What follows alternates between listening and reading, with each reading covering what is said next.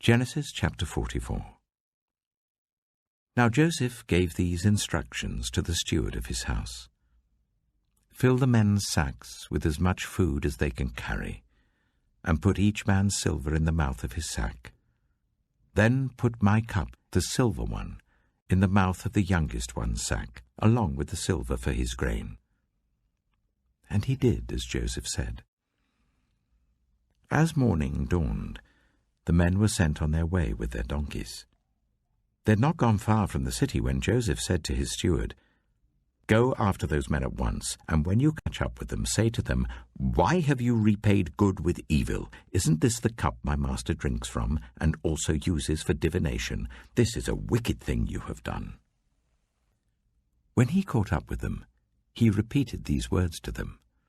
But they said to him, "Why does my lord say such things? Far be it from your servants to do anything like that. We even brought back to you from the land of Canaan the silver we found inside the mouths of our sacks. So why would we steal silver or gold from your master's house? If any of your servants is found to have it, he will die, and the rest of us will become my lord's slaves." "Very well, then," he said, "let it be as you say. Whoever is found to have it will become my slave. The rest of you will be free from blame." Each of them quickly lowered his sack to the ground and opened it. Then the steward proceeded to search, beginning with the oldest and ending with the youngest. And the cup was found in Benjamin's sack.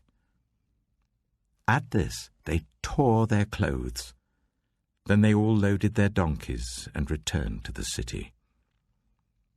Joseph was still in the house when Judah and his brothers came in, and they threw themselves to the ground before him. Joseph said to them, "What is this you have done? Don't you know that a man like me can find things out by divination?" "What can we say to my lord?" Judah replied. "What can we say? How can we prove our innocence? God has uncovered your servant's guilt. We are now my lord's slaves, we ourselves and the one who was found to have the cup." But Joseph said, "Far be it from me to do such a thing. Only the man who was found to have the cup will become my slave. The rest of you, go back to your father in peace." Then Judah went up to him and said, "Pardon your servant, my lord. Let me speak a word to my lord. Do not be angry with your servant, though you are equal to Pharaoh himself. My lord asked his servants, 'Do you have a father or a brother?' And we answered, 'We have an aged father, and there is a young son born to him in his old age. His brother is dead, and he is the only one of his mother's sons left, and his father loves him.' Then you said to your servants, 'Bring him down to me so I can see him for myself.' And we said to my lord, 'The boy cannot leave his father. If he leaves him, his father will die.' But you told your servants, 'Unless your youngest brother comes down with you, you will not see my face again.' When we went back to your servant, my father, we told him what my lord had said. Then our father said, 'Go back and buy a little more food.' But we said, 'We cannot go down. Only if our youngest brother is with us will we go. We cannot see the man's face unless our youngest brother is with us.' Your servant, my father, said to us, 'You know that my wife bore me 2 sons. One of them went away from me, and I said, "He has surely been torn to pieces," and I have not seen him since. If you take this one from me too, and harm comes to him, you will bring my grey head down to the grave in misery. So now, if the boy is not with us, when I go back to your servant my father, and if my father, whose life is closely bound up with the boy's life, sees that the boy isn't there, he will die. Your servants will bring the grey head of our father down to the grave in sorrow. Your servant guaranteed the boy's safety to my father. I said, if I do not bring him back to you, I will bear the blame before you, my father, all my life. Now then, please let your servant remain here as my lord's slave in place of the boy, and let the boy return with his brothers. How can I go back to my father if the boy is not with me? No, Do not let me see the misery that would come on my father. Genesis chapter 45. Then Joseph could no longer control himself before all his attendants, and he cried out, "Make everyone leave my presence." So there was no one with Joseph when he made himself known to his brothers. And he wept so loudly that the Egyptians heard him, and Pharaoh's household heard about it. Joseph said to his brothers, "I am Joseph. Is my father still living?" But his brothers were not able to answer him, because they were terrified at his presence. Then Joseph said to his brothers, "Come close to me." When they had done so, he said, "I am your brother Joseph, the one you sold into Egypt. And now do not be distressed, and do not be angry with yourselves for selling me here, because it was to save lives that God sent me ahead of you. For 2 years now there has been famine in the land, and for the next 5 years there will be no ploughing and reaping. But God sent me ahead of you, to preserve for you a remnant on earth, and to save your lives by a great deliverance. So then it was not you who sent me here, but God.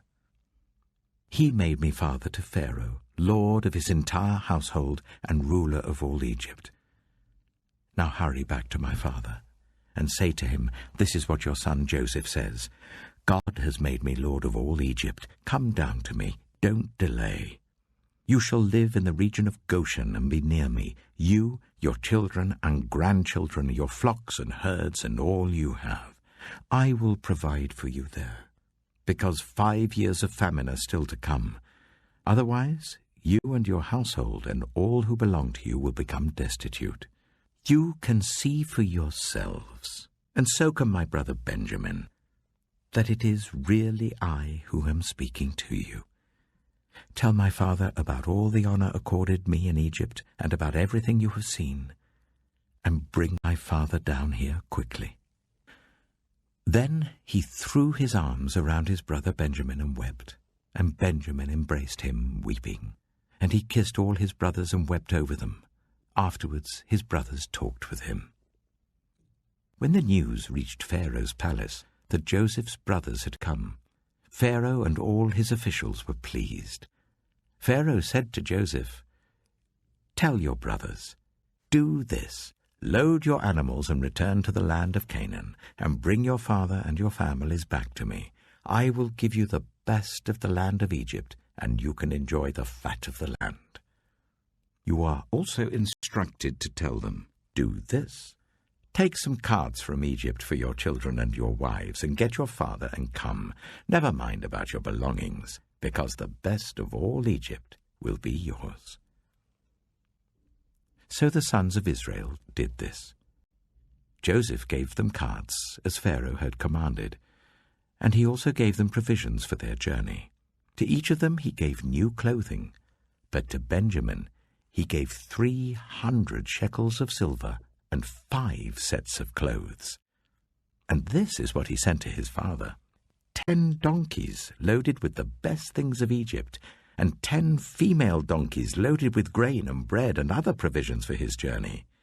Then he sent his brothers away, and as they were leaving he said to them, "Don't quarrel on the way."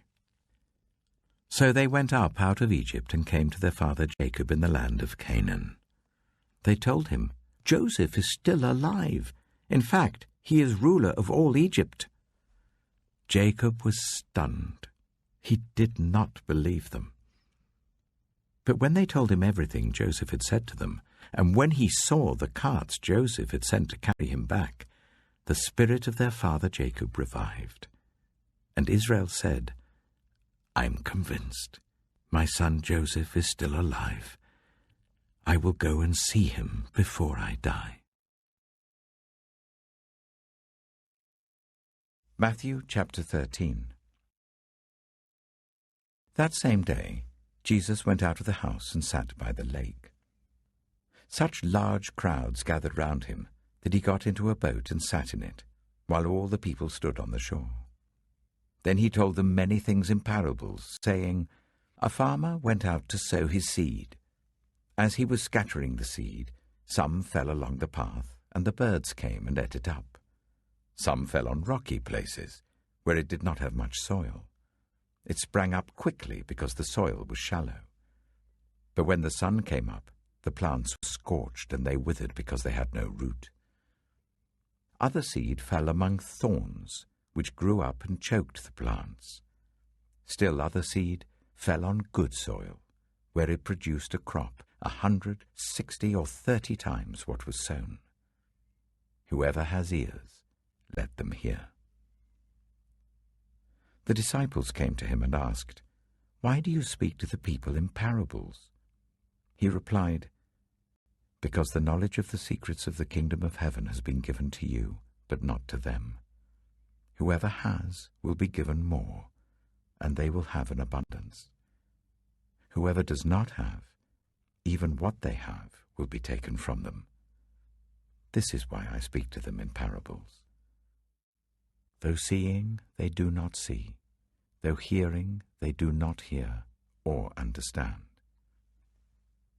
In them is fulfilled the prophecy of Isaiah. You will be ever hearing but never understanding. You will be ever seeing but never perceiving. For this people's heart has become calloused. They hardly hear with their ears, and they have closed their eyes. Otherwise, they might see with their eyes, hear with their ears, understand with their hearts, and turn, and I would heal them. But blessed are your eyes because they see, and your ears because they hear. For truly I tell you, many prophets and righteous people longed to see what you see but did not see it, and to hear what you hear but did not hear it. Listen then to what the parable of the sower means.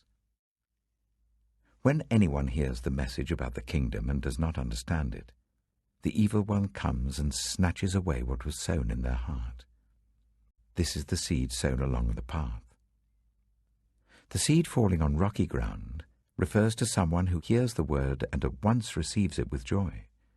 But since they have no root, they last only a short time. When trouble or persecution comes because of the word, they quickly fall away. The seed falling among the thorns refers to someone who hears the word, but the worries of this life and the deceitfulness of wealth choke the word, making it unfruitful. But the seed falling on good soil refers to someone who hears the word and understands it. This is the one who produces a crop yielding 100, 60, or 30 times what was sown. Jesus told them another parable. The kingdom of heaven is like a man who sowed good seed in his field.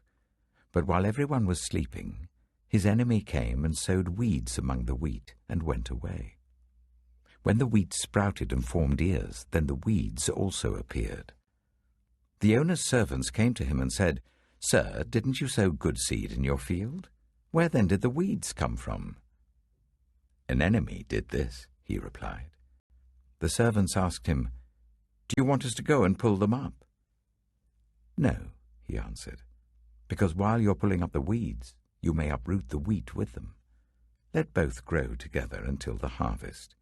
At that time I will tell the harvesters, first collect the weeds and tie them in bundles to be burned, then gather the wheat and bring it into my barn.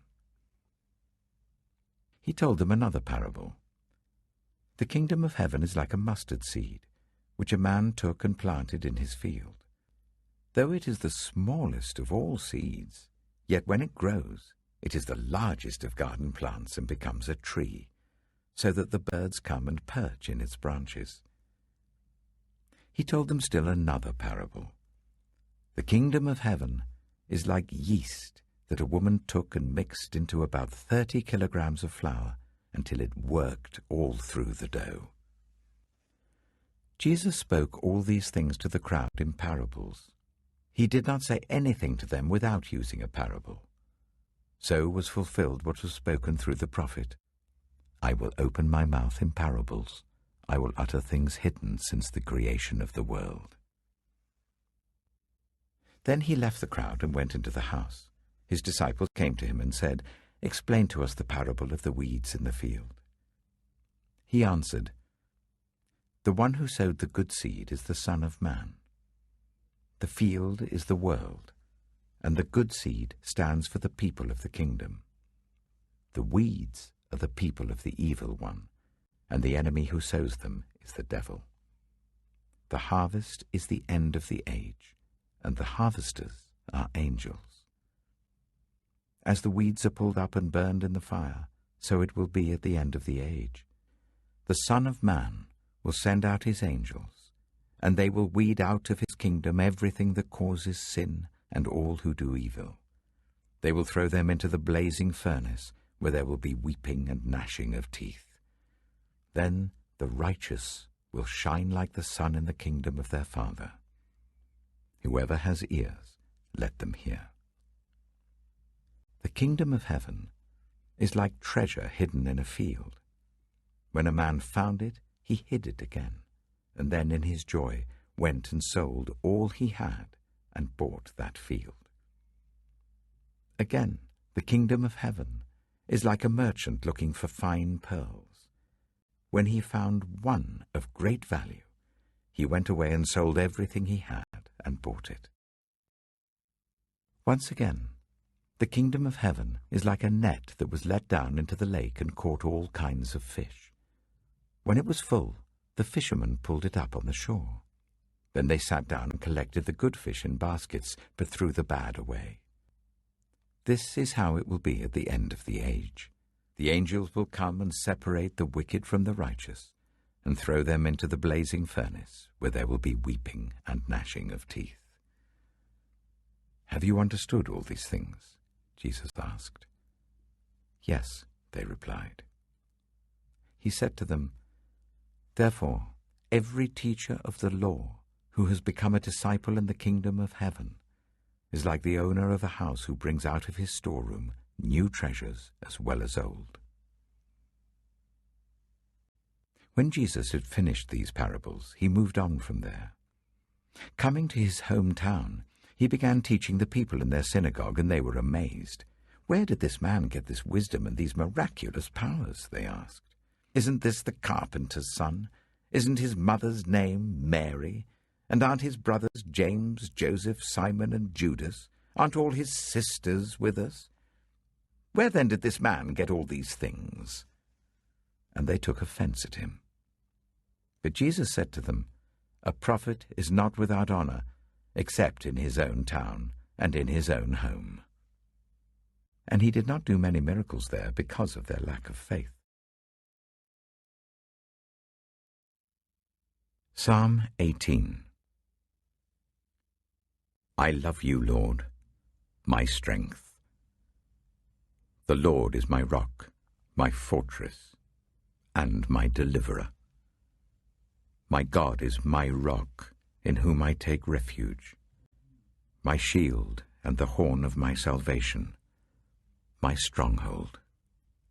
I called to the Lord who is worthy of praise, and I have been saved from my enemies. The cords of death entangled me, the torrents of destruction overwhelmed me, the cords of the grave coiled around me, the snares of death confronted me. In my distress I called to the Lord. I cried to my God for help. From his temple he heard my voice. My cry came before him into his ears.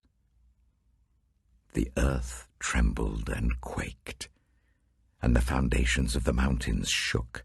They trembled because he was angry. Smoke rose from his nostrils. Consuming fire came from his mouth. Burning coals blazed out of it. He parted the heavens and came down. Dark clouds were under his feet. He mounted the cherubim and flew. He soared on the wings of the wind. He made darkness his covering, his canopy around him, the dark rain clouds of the sky. Out of the brightness of his presence, clouds advanced with hailstones and bolts of lightning. The Lord thundered from heaven. The voice of the Most High resounded. He shot his arrows and scattered the enemy. With great bolts of lightning he routed them. The valleys of the sea were exposed, and the foundations of the earth laid bare at your rebuke, Lord, at the blast of breath from your nostrils. He reached down from on high and took hold of me. He drew me out of deep waters. He rescued me from my powerful enemy, from my foes who were too strong for me. They confronted me in the day of my disaster, but the Lord was my support. He brought me out into a spacious place. He rescued me because he delighted in me. The Lord has dealt with me according to my righteousness. According to the cleanness of my hands, he has rewarded me. For I have kept the ways of the Lord. I am not guilty of turning from my God. All his laws are before me. I have not turned away from his decrees. I have been blameless before him and have kept myself from sin. The Lord has rewarded me according to my righteousness, according to the cleanness of my hands in his sight. To the faithful you show yourself faithful. To the blameless you show yourself blameless. To the pure you show yourself pure. But to the devious you show yourself shrewd. You save the humble, but bring low those whose eyes are haughty. You, Lord, keep my lamp burning. My God turns my darkness into light. With your help I can advance against a troop. With my God I can scale a wall. As for God, his way is perfect. The Lord's word is flawless. He shields all who take refuge in him. For who is God besides the Lord? And who is the rock except our God? It is God who arms me with strength and keeps my way secure. He makes my feet like the feet of a deer. He causes me to stand on the heights. He trains my hands for battle. My arms can bend a bow of bronze. You make your saving help my shield, and your right hand sustains me. Your help has made me great. You provide a broad path for my feet, so that my ankles do not give way. I pursued my enemies and overtook them. I did not turn back till they were destroyed. I crushed them so that they could not rise. They fell beneath my feet. You armed me with strength for battle. You humbled my adversaries before me. You made my enemies turn their backs in flight, and I destroyed my foes. They cried for help, but there was no one to save them. To the Lord, but he did not answer. I beat them as fine as wind-blown dust. I trampled them like mud in the streets. You have delivered me from the attacks of the people. You have made me the head of nations. People I did not know now serve me. Foreigners cower before me. As soon as they hear of me, they obey me. They all lose heart. They come trembling from their strongholds. The Lord lives. Praise be to my rock. Exalted be God my Saviour. He is the God who avenges me, who subdues nations under me, who saves me from my enemies. You exalted me above my foes. From a violent man you rescued me. Therefore, I will praise you, Lord, among the nations. I will sing the praises of your name. He gives his king great victories.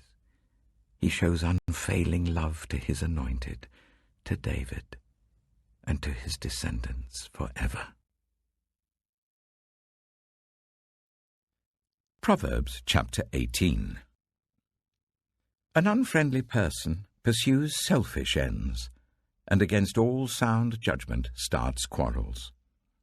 Fools find no pleasure in understanding, but delight in airing their own opinions.